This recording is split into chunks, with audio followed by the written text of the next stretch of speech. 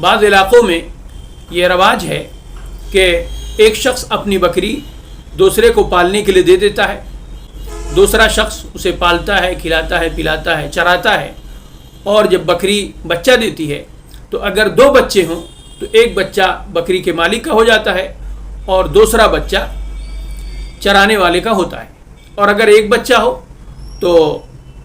اس بچے کی قیمت طے ہوتی ہے، جو بچہ لیتا ہے وہ آدھی قیمت دوسرے کو دیتا ہے۔ یہ طریقہ صحیح نہیں ہے، شریعت کے خلاف ہے۔ شریعت کے مطابق اس کا آسان طریقہ یہ ہے کہ جو شخص بکری پالے، اسے چرائے، کھلائے اور پلائے، وہ شخص اس کی اجرت بکری کے مالک سے لے، اور اگر بازار سے چارہ آتا ہے تو اس چارے کی قیمت بھی مالک سے وصول کرے، اور جب بکری بچہ دے تو چاہے ایک بچہ دے یا 2 بچے دے، بچے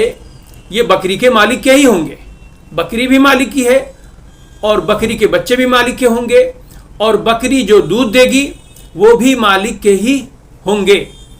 چرانے والے کو، بکری کی نگہداشت کرنے والے کو، دیکھ بھال کرنے والے کو اس کی اجرت دی جائے گی، یعنی چرانے اور کھلانے پلانے کی اجرت دی جائے گی، اور اگر وہ بکری پر کچھ خرچ کرتا ہے تو اس کی بھی اجرت، اس کی بھی قیمت مالک سے لی جائے گی۔